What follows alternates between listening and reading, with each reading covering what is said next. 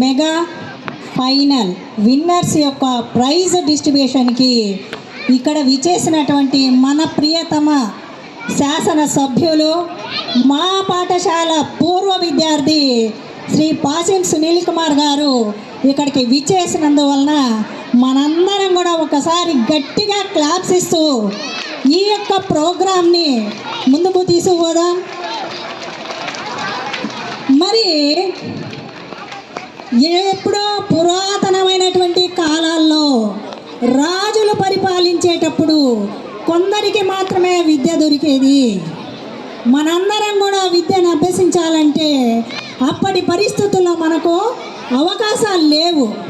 అటువంటి రోజుల నుంచి ఈరోజు ఇక్కడ ఈ దివిపాలెంలోన ఒక కంప్యూటర్ బేస్డ్ టెక్నాలజీ బేస్ తోటి ఇంత పెద్ద క్విజ్ ప్రోగ్రామ్ని ఆర్గనైజ్ చేస్తున్నామంటే మన భారతదేశము, అందులోనూ మన ఆంధ్రప్రదేశ్, దాంట్లో కూడా మన గూడూరు నియోజకవర్గము ఎంత ముందుకు వెళ్తున్నామో చూడండి. ఇక్కడ ప్రైవేటు వ్యక్తులు, ప్రభుత్వము అనేటటువంటి ఎటువంటి తారతమ్యాలు లేకుండా మనందరం కూడా విద్యాశాఖ తరఫున ఈ యొక్క ప్రోగ్రామ్ని కండక్ట్ చేసి ఇంత గొప్ప సక్సెస్ని చేశామో ఇది అందరికీ కూడా ఎంతో సంతోషదాయకమైనటువంటి పండుగ. మరి ఈ ప్రోగ్రాంలోన 25 పాఠశాలలు ఫైనల్ రౌండ్కు చేరుకున్నాయి. అందరితో పాటు నాకు కూడా చాలా భయం వేసింది. అమ్మో, ప్రైవేటు పిల్లలు ఉన్నారు, వాళ్ళతోటి మేము పోటీ పడలేమేమో అని. కానీ ఒక్కో రౌండు జరిగితే విజయము అందరికీ వరించింది. ప్రైవేట్ పాఠశాలలకి, ప్రభుత్వ పాఠశాలలకి ఇద్దరు గెలిచారు. ఇక్కడ 25 పాఠశాల విద్యార్థులు కూడా వాళ్ళ పెర్ఫార్మెన్స్ చూసి అందరూ ఆశ్చర్య పొందాము.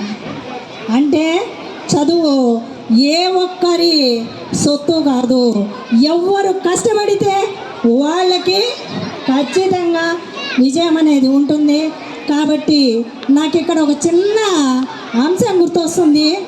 మన ఎమ్మెల్యే గారు మొట్టమొదటిసారి గెలిచిన వెంటనే మేమందరం కూడా హెచ్ఎం అసోసియేషన్ వాళ్ళు వెళ్ళి సార్ని గ్రీట్ చేశాము.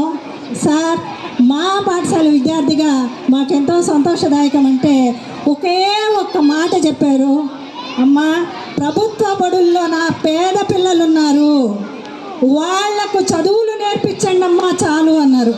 నిజంగా ఆ మాట మనసుకి హత్తుకొని పోయింది. దానిని నిజం చేస్తూ ప్రతి అడుగు మేమందరం కూడా విద్యాశాఖ తరఫున కష్టపడుతున్నాము, కష్టపడతాము. మన పిల్లలందరినీ కూడా చదువు నేర్చుకొని ముందుకు పోయే విధంగా మేమందరం కూడా కృషి చేస్తామని మనస్ఫూర్తిగా కోరుకుంటూ సెలవు తీసుకుంటున్నాను. ధన్యవాదాలు.